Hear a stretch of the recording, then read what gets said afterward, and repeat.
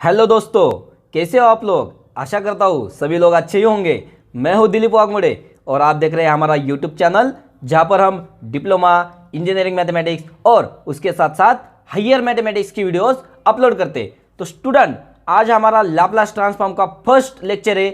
तो यदि आप हमारे चैनल पे नए हो तो हमारे चैनल को जरूर सब्सक्राइब कीजिए, ताकि आगे जो भी वीडियोस हम यहाँ पे अपलोड करेंगे उसकी नोटिफिकेशन आपको आ जाएगी। तो चलो स्टूडेंट, लैप्लास ट्रांसफॉर्म का आज पूरा की पूरा इंट्रोडक्शन, मतलब पूरी ब्रीफ थ्योरी यहाँ पे हम लैप्लास ट्रांसफॉर्म की देखने वाले हैं स्टूडेंट। तो चलो स्टार्ट करते हैं Laplace transform. Laplace transform, Laplace transform. तो स्टूडेंट, सबसे बेसिक थ्योरी है हमारी कि हम लैप्लास ट्रांसफॉर्म क्यों पढ़ रहे हैं।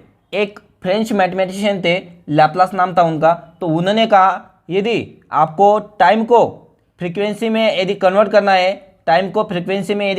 है, तो आपको मेरी हेल्प लेनी पड़ेगी। तो इसीलिए हम यहाँ पे अभी लैप्लास ट्रांसफॉर्म पढ़ने वाले, मतलब किसी टाइम को हम फ्रीक्वेंसी में कैसे कन्वर्ट कर सकते हैं, तो उसको कन्वर्ट करने के लिए हमें लैप्लास की हेल्प लेनी पड़ेगी स्टूडेंट। तो यहाँ पे हम लैप्लास ट्रांसफॉर्म को स्टार्ट करने से पहले जो टू मेन डोमेन होते हैं उसके बारे में हम यहाँ पे जानना चाहेंगे स्टूडेंट। मतलब टाइम डोमेन, टाइम और फ्रीक्वेंसी, इन दो डोमेन के बारे में हमें पता होना चाहिए स्टूडेंट। हमने फिजिक्स में भी देखा है, टाइम को सपोज हमने मान लिया एफ ऑफ टी और फ्रीक्वेंसी को हम मान लेते हैं एफ ऑफ एस, सिग्नल। तो यदि टाइम को हमें फ्रीक्वेंसी में कन्वर्ट करना है तो हमें लैप्लास का यूज़ तो करना ही पड़ेगा, लेकिन हमें टाइम और फ्रीक्वेंसी में हमें रिलेशन पता होता है स्टूडेंट। क्या होता है हमारा टाइम और फ्रीक्वेंसी का relation? Time is inversely proportional to frequency. मतलब क्या स्टूडेंट? सिंपल है, यदि हमारा टाइम इंक्रीज होता है तो फ्रीक्वेंसी ऑटोमेटिकली हमारी डिक्रीज हो जाएगी। और सेकंड कंडीशन क्या होगी? यदि टाइम हमारा डिक्रीज होता है तो फ्रीक्वेंसी हमारी क्या बन जाएगी स्टूडेंट? इंक्रीज बन जाएगी। ध्यान में रखना, एक कॉन्सेप्ट आपको डेफिनेशन कैसे आई है और डेफिनेशन में जो फंक्शंस लिए वो क्यों लिए, उसके लिए आपको टाइम और फ्रीक्वेंसी का रिलेशन पता होना ही चाहिए। अगर टाइम और फ्रीक्वेंसी का रिलेशन आपको पता नहीं है तो डेफिनेशन में जो फंक्शंस हमने यूज किए वो आपको समझ में नहीं आएंगे। तो चलो स्टूडेंट, आगे देखते हैं हम। ओके स्टूडेंट, तो आपको एक चीज और पता होगी, टाइम जो रहता है स्टूडेंट, टाइम कैसे और कौन से डोमेन में रहता है स्टूडेंट? टाइम हमेशा हमारा पॉजिटिव ही रहता है और पॉजिटिव डोमेन में ही कंटेन होता है। ये चीज़ भी आपको पता होनी चाहिए। जब डेफिनेशन हम देखेंगे तो ये भी चीज़ हमें लगने वाली है स्टूडेंट। तो चलो हम डेफिनेशन क्या है, लैप्लास ट्रांसफॉर्म की डेफिनेशन क्या है, तो देखते हैं स्टूडेंट हम। तो लैप्लास ट्रांसफॉर्म क्या होता है स्टूडेंट? यदि हम मान लो किसी फंक्शन को, मतलब फंक्शन ऑफ टाइम, उसको हम एफ ऑफ टी से डिनोट करेंगे। यदि उसको हमने लैप्लास निकाल लिया तो हमें लैप्लास हम अगर किसी टाइम के फंक्शन पे अप्लाई करते हैं तो हमें फ्रीक्वेंसी मिल जाती है, और फ्रीक्वेंसी को किसी डिनोट किया हमने एफ ऑफ एस, तो हमें मिल जाएगा एफ ऑफ एस। लेकिन इसकी डेफिनेशन होती है स्टूडेंट, हमारे डेफिनेशन ऑफ लैप्लास ट्रांसफॉर्म क्या होती है देखते हैं हम। डेफिनेशन ऑफ लैप्लास ट्रांसफॉर्म मतलब Laplace transform of f of t is equal to integration 0 to infinity e race to minus s t into f of t. तो तीनों फंक्शन के बारे में यहाँ पे हम डिस्कस करने वाले स्टूडेंट। क्या होता है? Integration 0 to infinity, exponential function और ये हमारा एफ ऑफ टी। तो तीनों फंक्शन के बारे में मैं यहाँ पे आपको पूरा ब्रीफ इंट्रोडक्शन देने वाला स्टूडेंट। तो सबसे पहले आपको क्वेश्चन पढ़ा होगा, इसे हम एफ ऑफ एस भी कहते हैं, एफ ऑफ एस, जो हमने ऊपर राइट किया है student. Laplace transform of f of t is equal to f of s भी कहते हैं उसको। तो देखो स्टूडेंट, यहाँ पे सबसे पहले डेफिनेशन में हमारा इंटीग्रल आया है और इंटीग्रल के साथ साथ उसका लिमिट भी आया है स्टूडेंट। तो लिमिट 0 टू इंफिनिटी, बहुत से स्टूडेंट को यहाँ पे क्वेश्चन पड़ा होगा, सर उन्होंने लिमिट 0 टू इंफिनिटी ही क्यों लिया है? तो देखते हैं उसका रीजन क्या होता है स्टूडेंट। तो हमें पता है हमें लैप्लास ट्रांसफॉर्म किसका निकालना है स्टूडेंट? हमें लैप्लास ट्रांसफॉर्म निकालना है टाइम का। और टाइम के बारे में हमें पता होता है, यदि कोई रियल लाइन है तो यहाँ पे इसका जो एंड पॉइंट होता है हमारा, सपोज मान लो infinity, this is minus infinity, और यहाँ पे कहीं ना कहीं हमारा 0 होगा। लेकिन हमने जस्ट अभी ऊपर देखा था स्टूडेंट, टाइम हमेशा हमारा कौन से डोमेन में कंटेन होता है स्टूडेंट? कौन से डोमेन में कंटेन होता है? पॉजिटिव डोमेन में। Time always contain in positive domain, और पॉजिटिव डोमेन क्या होता है स्टूडेंट? हमारा 0 से लेके इन्फिनिटी तक, ध्यान में रखना। तो इसीलिए लैप्लास ने जो इंटीग्रेशन का लिमिट है हमारा 0 से इन्फिनिटी तक ले आए। नाउ सेकंड टर्म ये देखिए स्टूडेंट, यहाँ पे क्या है हमारा? e race to minus s t. तो s मतलब हमारा सिग्नल होता है, फ्रीक्वेंसी। तो उन्होंने e रेस टू माइनस ए सी क्यों लिया? मतलब क्या? e रेस टू माइनस ए सी क्यों लिया? e रेस टू एस क्यों नहीं लिया? तो देखते हैं स्टूडेंट इसका रीजन भी। तो s यहाँ पे हमारा वेरिएबल स्टूडेंट, s को हम वेरिएबल की तरह ट्रीट करेंगे। यहाँ पे ग्राफिकल मेथड से मैं आपको बताना चाहता हूँ उन्होंने e race to minus s क्यों लिया और प्लस एस क्यों नहीं लिया है। तो देखते हैं स्टूडेंट, यहाँ पे सपोज मान लो e रेस टू मैंने प्लस एस ले, अगर e raise two plus S लेते हैं वहाँ पे इंटीग्रेशन के डेफिनेशन में, तो उसका ग्राफ देखो स्टूडेंट, हमें पता होता है ये यहाँ पे हमारा variable student.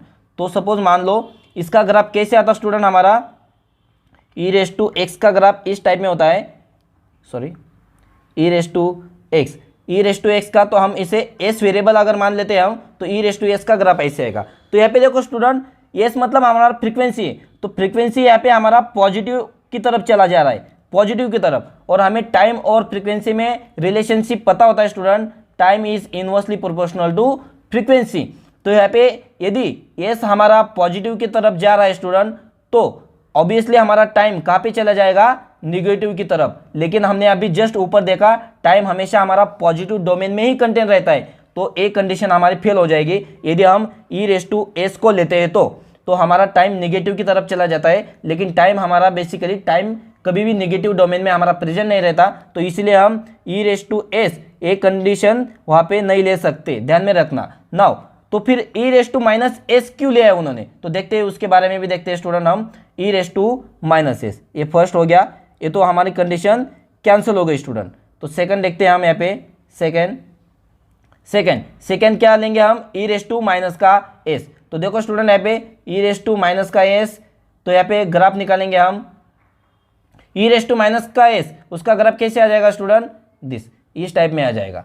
Okay, this is e race to minus s का ग्राफ। s हमारा वेरिएबल हुआ तो, हाँ, तो देखो यहाँ पे हमारा s किस तरफ जा रहा है स्टूडेंट? हमारा ये निगेटिव की तरफ चला गया, इस साइड में हमारा निगेटिव रहता है ना, तो ए निगेटिव की तरफ चला जाएगा।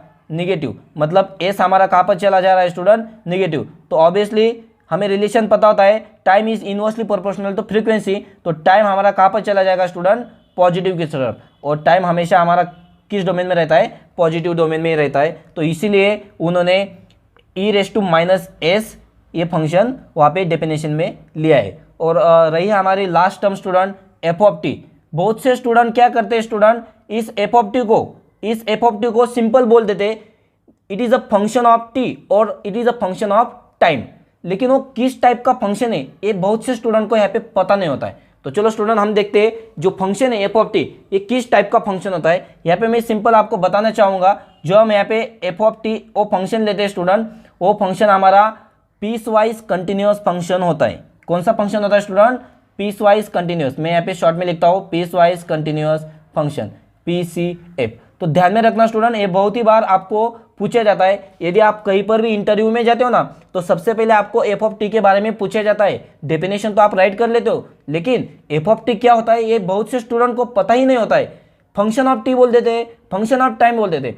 एक ए आंसर भी करेक्ट है, लेकिन जो परफेक्ट आंसर है हमारा, मतलब जो कंटेंट हमें चाहिए एफ ऑफ टी के बारे में, वो क्या होता है student? Piecewise continuous function, ये कहते हैं उसको, इस फंक्शन को। तो ध्यान में रखना स्टूडेंट, आशा करता हूँ आपको पूरी की पूरी डेफिनेशन यहाँ पे समझ में आ गई होंगी। तो और लैप्लास ट्रांसफॉर्म ने जो फ्रेंच मैथमेटिशियन थे उन्होंने और एक बात कही थी स्टूडेंट, उन्होंने कहा था यदि आपको किसी डिफरेंशियल इक्वेशन को ट्रांसफॉर्म करना है अलजेब्राइक इक्वेशन में, तो आपको मेरी हेल्प लेनी पड़ेगी। मतलब क्या? लैप्लास ट्रांसफॉर्म का यदि आपको कोई एप्लीकेशन पूछता है स्टूडेंट, तो ध्यान में रखना कभी भी, it is the most important application of the Laplace transform is the differential equation can be converted into algebraic equation. तो उसके ऊपर भी हम डेरिवेटिव ऑफ लैप्लास ट्रांसफॉर्म, इसके ऊपर भी हम एक लेक्चर यहाँ पे लेने वाले स्टूडेंट। तो चलो मिलते हैं हम नेक्स्ट लेक्चर में। वहाँ पर हम बेसिक फॉर्मूला जो होते हैं लैप्लास ट्रांसफॉर्म के वो कैसे क्रिएट होते उसके हम वहाँ पे प्रूफ लेने वाले सेकंड लेक्चर में स्टूडेंट। आज का लेक्चर यहीं पर स्टॉप करते हैं स्टूडेंट हम। यदि आपको पूरी लैप्लास ट्रांसफॉर्म की डेफिनेशन अच्छे से समझ में आ गए होंगे स्टूडेंट, तो हमारे वीडियो को जरूर लाइक कीजिए और अपने दोस्तों के साथ शेयर करना ना भूलिए। और लास्ट में यदि आप हमारे चैनल पे नए हो स्टूडेंट तो हमारे चैनल को जरूर सब्सक्राइब कीजिए ताकि आगे जो भी वीडियोस हम यहाँ पे अपलोड करेंगे उसकी नोटिफिकेशन बेल आपको आ जाएगी स्टूडेंट। तो करते स्टॉप यहीं पर, मिलते हैं नेक्स्ट लेक्चर में। धन्यवाद।